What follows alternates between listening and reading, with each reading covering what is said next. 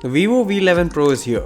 It attempts to offer users more bang for their buck while also introducing some of the features usually reserved for higher-end smartphones at a more affordable price point. This is Sandeep from RevAtlas. Let's take a look at the review. The V11 Pro builds on the design language that was set forward by the V9. It should be able to withstand a drop or two since the back is plastic but made to look like glass. Glass would have been more premium guaranteed, but at the cost of durability.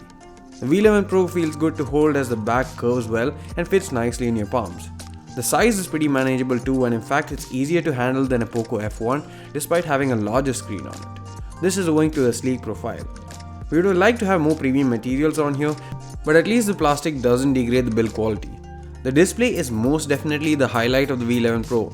The 19.5:9 aspect ratio 6.41-inch display is large and beautiful, and is probably one of the very few, if not the only phone currently rocking a Super AMOLED display under 30K apart from the Samsung Cam. The contrast ratio is great, and so is the sunlight legibility. The teardrop shaped notch is much less intrusive than one of the wider notches that we have come to expect in the past year or so. The bezels are much thinner too, and in fact, Vivo says that the V11 Pro has a higher screen to body ratio than even the next, owing to a narrow bottom chin and tiny notch. The bezel at the top right even houses an IR illuminator for face unlock feature. The display is ideal for entertainment on the go, and although I still rate the next higher, at this price point this is still a great display. The fingerprint scanner is an in-display one and is the 4th generation of such scanners from Vivo. It's pretty quick and accurate, and so is the face unlock feature. We've done a detailed video for the same that also showcases how the IR illuminator works, so please do make sure to check that out. The phone is powered by a Snapdragon 660 AIE octa-core chipset and is a big improvement from the previous generations. It also comes with 6GB of RAM and 64GB of storage that's further expandable using the triple card slot that features a dedicated microSD card slot. Performance has been good as you would expect from the 660. The device supports Project Treble, but there is no support for seamless system updates nor Camera 2 API. The phone also has L3 security level for wideband, which means that HD streaming for Amazon Prime Video and Netflix won't work.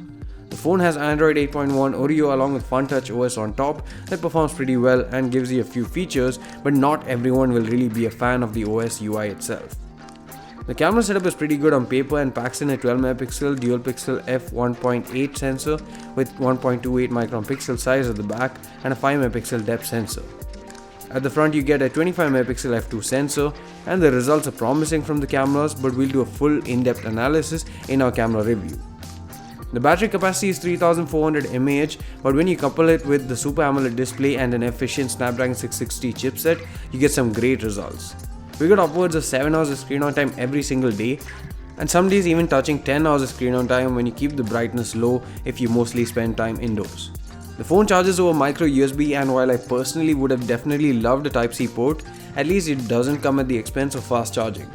The phone has what Vivo calls dual engine fast charge, is able to top up your device from 15 to 61% in 30 minutes and complete a full charge in around 1 hour and 20 minutes.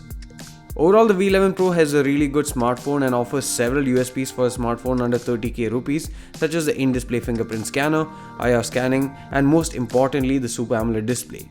Sure, the micro USB is a bit of a letdown, but at least it still does have a pretty quick charging speed. We're glad to see that Vivo is giving more to the user at a similar price point compared to a previous generation. The V11 Pro sits alongside Nokia 7 Plus in terms of pricing, but offers more value for money and a more attractive feature set. Thanks for watching this video. See you again in the next one.